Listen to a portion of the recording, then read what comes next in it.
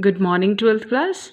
Today's our topic is calculation of radius of tetrahedral void. Now in this one, let R, capital R is radius of a sphere, small r is radius of void and A is edge length. Already I explained you what is void. Basically it's an unoccupied space between crystal particles. Okay, that one is void and that is of two type, tetrahedral and octahedral. Now in this tetrahedral void, so we will consider all three things. Now in this, in right angle triangle ABC, actually it's a type of derivation. Your main work is you have to learn their main last relation. Okay, but first of all derivation. Now in this one, the right angle triangle, this one is A, B and C. In case of this A, B, C, you have to use this one is Pythagoras theorem, AC square, because it's a hypotenuse square that is equal to the square of the square of sum of other two sides. So that is equal to AB square plus BC square. This AB square plus BC square. Now this AC square goes that side and becomes square root. Now this one is because AB is equal to A and in a cube all sides are equal. So this one is A square. Okay, solve it. So it AC is equal to A under root 2. Now in this one, if you will see that diagram, in this that one is sphere, 2, 3 and in between void is there. Now this to this, okay, that one is single r and this to this one is radius of C sphere and this one is for A. Now in this case, this r plus this r, it become 2r, so that AC is equal to 2r. So instead of this you can put value 2r is equal to A under root 2. Now solve it. A is equal to 2 upon r under root 2, or if you want to you can solve it. This one is under root 2 to under root 2 cancel and only under root 2 is there. So A is equal to under root 2 r. Take it as equation 1.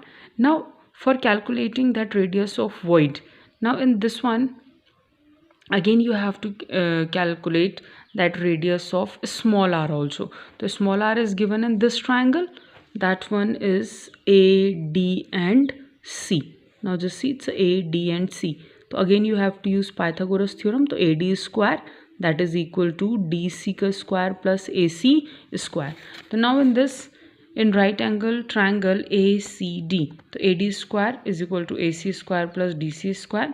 Now put values. AC value is already with us. Now this one is 2A square plus A square. Now AD is equal to under root 3A. Okay, now in this one, instead of AD you can put 2R plus 2R. How? Now just see, in this diagram this one is 2R and between this half particle is there, half is there, so 1r and another r, so this one become 2r. In short you can see one more diagram. That one is, just see, sphere D side and in between it's a void, so r plus r, it becomes, this one is AD is equal to 2r plus in between these, this one is a void, the radius of void, so this one is also 2r.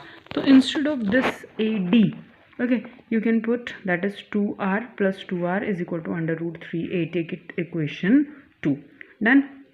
Now dividing equation 2 by 1, you can divide 1 by 2 also, it's your wish because answer is same.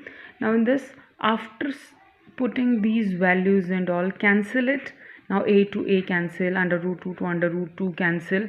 Okay, so it becomes, now under root 2 goes that side. Now r plus r upon r, now solve it. R upon r plus r upon r, then r to r cancel and put values of under root 3 and under root 2. Under root 3 already told you it's a 1.732. Okay, now this one, now this one is, okay, r, and here it remaining, it's a 1, so 1 goes that side. Now in this it's a 1.414. After solving this, okay, now your answer is, that one is r is equal to 0.225 r. Okay, now done. This one is radius of tetrahedral void. Now next thing is, it's a calculation of radius of octahedral void. Now in case of octahedral void, just see, simple arrangement, that is octahedral void with radius r. Now this one is A, B, C and D, and in between it's a void that is 2R and it's a R. So it means AC is equal to 2R plus 2R. Now just see in this, it's a AC square, inverse same, it's a triangle ABC, AC square plus AB square plus BC square. So AC square is equal to, put values after solving this, 2R plus 2R is equal to under root 2A. From where this 2R come? Okay, now from this side, that AC, just see, it's a AC. So 1R plus 1R, it's a 2R plus 2R, that is of void. Then now put values, that A is equal to 2R, okay, or you can write R is equal to A upon 2. It's your wish. Calculation is totally up to you. Okay, no issues. Now take it equation 1. This one is equation 2. Divide equation 1 by 2 or 2 by 1. It's your wish. I'm dividing equation 1 by 2. Okay, now this one is R plus R upon this R, then under root 2 upon 2A, okay, upon A by 2. So this one is after solving this, okay, that R is equal to 0.414 R. Okay, this one is your radius of octahedral void. Okay, so this one is all about your calculation. Your main work is you have to learn this relation. Okay, now we have one short topic, that one is radius ratio and stability of ionic solid. Now radius ratio, basically radius ratio, simple, the ratio of radius of cation to that of anion. We know cations are positively charged and anions are negatively charged, so the ratio of radius of cation to the anion, okay, that one is known as radius ratio. Simple formula is given, it's a radius ratio is equal to R positive upon R negative. So now regarding to their stability, actually it depends upon number of coordination, basically it depends upon coordination number also. Now for this, higher the radius ratio, larger is the size of cation and greater is its coordination number. Now most stable arrangement in an ionic crystal is the one in which the mutually touching anion, okay, touch the cation simultaneously. Now you can see, okay, how touch the cation simultaneously. Now just see, this one is if they will attach like this, no, unstable.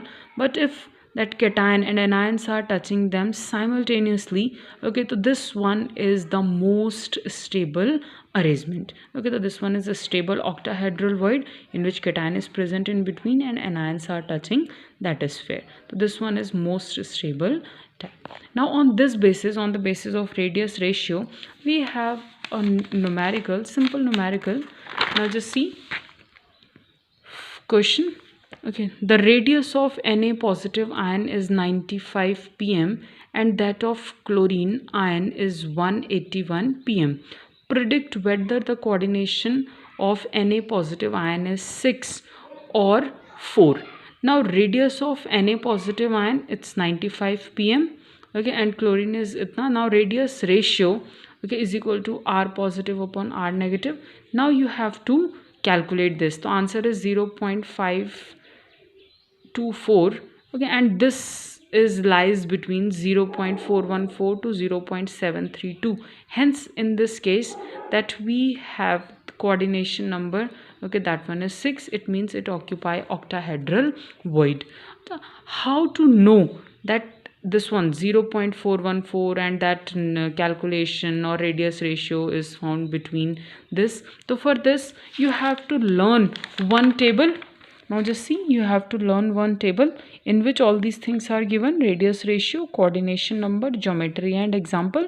Okay, now just see, if your value is less than this 0.155, the coordination number is 2, okay, shape is linear, okay, example is BEF2, BECL2 and so on.